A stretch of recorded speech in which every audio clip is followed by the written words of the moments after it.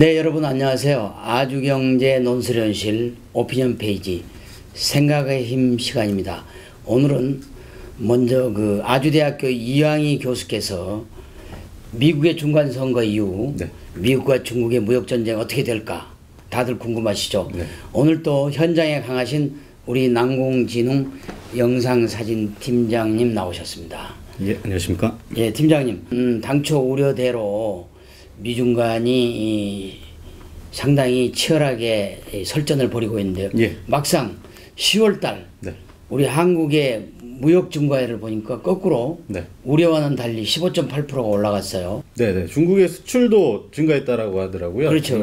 그런데 이건 아이러니컬하게도 한국과 미국으로 오가는 그 배, 해운의 운임도 올랐단 말이에요. 그래서 거꾸로 우리의 해운 업체들이 상당히 미소를 짓고 있습니다. 하여간 미중 무역 전쟁 이거 단순 셈법으로는 예측하기 어렵습니다. 맞습니다.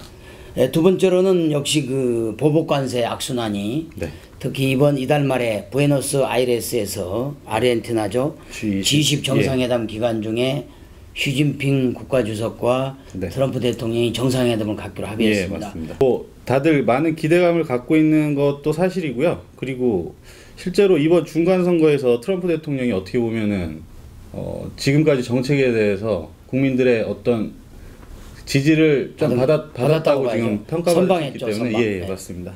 큰 기대를 하지 않는 게 좋지 않을까라는 생각이 그렇습니다. 듭니다. 특히 무역전쟁의 뒤끝 배후에는 역시 중국이 2025년 이후 미국의 하이테크 산업, IT 4차 산업을 따라잡겠다는 야심찬 계획을 시진핑 주석과 리커창 총리가 발표했는데요.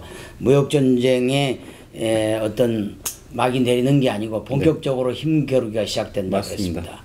그리고 이 부분의 마지막에서는 중국에 대해서 상당히 강경한 대중 강경파 피터 나바로 미국 무역제조업 정책국장이 언급을 했어요. 골드만삭스를 비롯한 월가의 금융기관들이 등록되지 않은 미국의 로비스트들이다. 계속해서 중국의 편을 들고 있었다. 편을 들고 있는 거죠. 무역전쟁을 빨리 종식시켜야 된다. 종식시키지 않으면 미국도 중국도 손해본다 이런 거죠.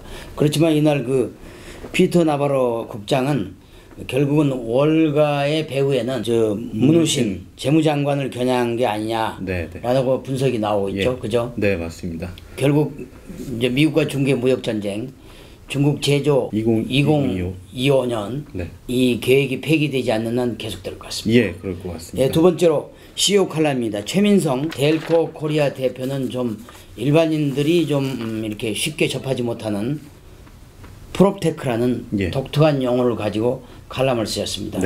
프롭테크는 프로퍼티라는 부동산, 자산이라는 영어와 테크놀로지를 결합시킨 단어인데요.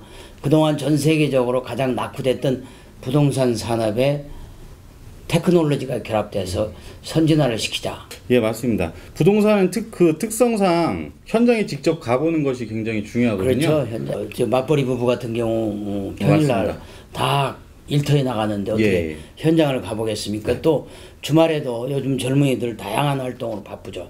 그래서 아마 요즘 특히 맞벌이 부부들한테 이 프롭테크는 상당히 신선한 것입니다. 예, 맞습니다. 두 번째로 우리나라는 임대관리업, 중개업, 그리고 감정평가업이 경업이 안 돼 있고 정부가 출자한 벤처펀드도 이 부동산의 하이테크 산업에 투자가 할 수 없도록 돼 있습니다. 특히 우리나라는 국민 자산에 차지하는 비중이 70% 이상이라는 말입니다. 높죠, 부동산이. 그러니까 국민들의 울고 웃는 희노애락이 바로 부동산에 달렸다고 해도 과언이 아닌데 이 부분에 하이테크는 분명히 필요합니다. 중국과 인도가 프롭테크를 도입하고 있습니다.